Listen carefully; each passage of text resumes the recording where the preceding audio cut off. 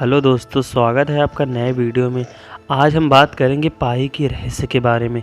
जब हम अपने पुराने जगहों को देखते हैं तो काफ़ी हैरान हो जाते हैं, क्योंकि इन जगहों पर कई रहस्य छिपे हुए होते हैं।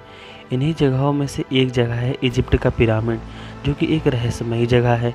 जब वैज्ञानिक इस पिरामिड की स्टडी करते हैं तो वह बार बार यह देखते हैं कि जब हम उसके हाइट और पेरीमीटर को नापते हैं तो हमें एक कांस्टेंट बार बार मिलता है, जिसे हम पाई कहते हैं।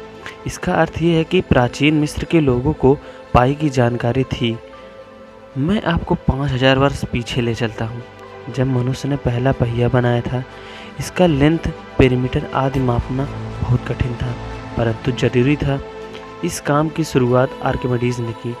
उनका कहना था कि मान लीजिए एक सर्कल है, इस सर्कल के बीच में हम एक पॉलीगन लेंगे जिसकी कुछ निश्चित साइड होगी। तो अगर हम पॉलीगन की साइड का माप कर लें तो उस सर्कल का सरकमफ्रेंस निकल सकता है, परंतु उसमें कुछ बहुत से एरर होंगे।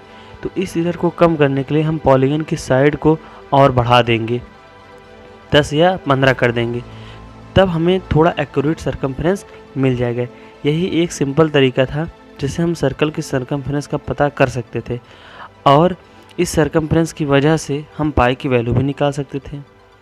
जॉन नेपियर ने 1616 में हमें बताया कि दशमलव की जब आविष्कार हो चुका था, तब एक लॉगरिथम के द्वारा नेपियर ने हमें बताया एक उदाहरण की मदद से। उन्होंने कहा कि मान लीजिए एक सर्कल हम खींचते हैं, उसको एक धागे की मदद से नापते हैं, उसके बाद उस धागे को सीधा करके नापते हैं, फिर उसी धागे की मदद से उसका डायमीटर नापते हैं। तो जब सरकमफ्रेंस और डायमीटर का रेशियो निकाला जाता है तो हर बार एक कांस्टेंट वैल्यू आती है, चाहे बड़ा सर्कल हो चाहे छोटा सर्कल हो, जिसे जॉन नेपियर ने पाई की वैल्यू दे दी। जर्मन मैथमेटिशियन लुडोस फर्नौल, इन्होंने अपनी पूरी उम्र पाई की 35 वैल्यू निकालने के लिए गुजार दी। चूँकि पाई एक इरेशनल नंबर है, इसलिए दशमलव के बाद नंबर रिपीट नहीं होते, ना तो ये कभी ख़त्म होते हैं। परंतु पाई एक इमेजिनरी नंबर नहीं है।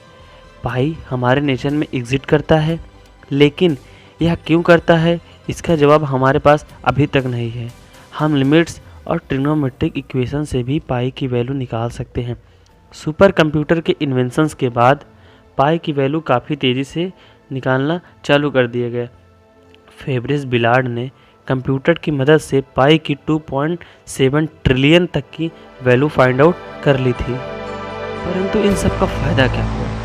पाई सर्कल को डिफाइन करता है, पाई सिलेंडर को डिफाइन करता है। यदि आपको पता करना है कि सिलेंडर में कितनी हवा है या कितनी गैस भरी है, तो आपको उसका वॉल्यूम निकालना पड़ेगा।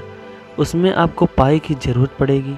किसी पाइप में कितनी गैस भरी है, किसी पाइप में कितनी पानी फ्लो हो रहा है, इसके लिए आपको पाई की ज़रूरत पड़ेगी। फिजिक्स में भी कई टॉपिक्स हैं जिसमें हमें पाई की ज़रूरत पड़ती है, जैसे इलेक्ट्रोस्टैटिक के क्वेश्चंस को सॉल्व करने के लिए आपको पाई की ज़रूरत पड़ती है। एरोप्लेन, एयरक्राफ्ट, स्पेसक्राफ्ट आदि को बनाने की जो विधि होती है उसमें भी पाई की ज़रूरत पड़ती है। स्पेस और ऑर्बिट्स की स्टडी करने में भी पाई की ज़रूरत पड़ती है।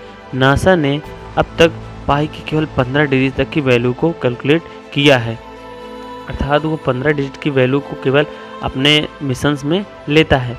नासा के द्वारा 1977 में अंतरिक्ष में एक यान भेजा गया था जिसे वायेजर 1 कहा जाता है। वायेजर 1 की अगर हमको सरकमफ्रेंस पता करना है तो हम ये पता कर सकते हैं कि उसकी त्रिज्या कितनी है। उसकी त्रिज्या पता करने के बाद हम उसका सरकमफ्रेंस निकाल सकते हैं, और जब उसका सरकमफ्रेंस निकाल लेंगे तो हमें पता चल जाए कि उसका सरकमफ्रेंस है कितना, जिससे हम बिना पाई की मदद के नहीं कर सकते हैं। और इतने बड़े मिशन सॉल्व करने पर हमको केवल 1.5 इंच का एरर मिलेगा। यदि हम ऑब्जर्वेबल यूनिवर्स की बात करते हैं तब हम पाई की 39 डिजिट का प्रयोग करते हैं। इसमें केवल एक हाइड्रोजन एटम के बराबर का एरर होता है। तो दोस्तों, हम ये कह सकते हैं कि इसमें जितने हम पाई की वैल्यू को लेंगे उतना ही हमें एरर कम मिलेगा। तो दोस्तों, आपको यह वीडियो कैसा लगा कमेंट में ज़रूर बताइए। Thanks for watching my video.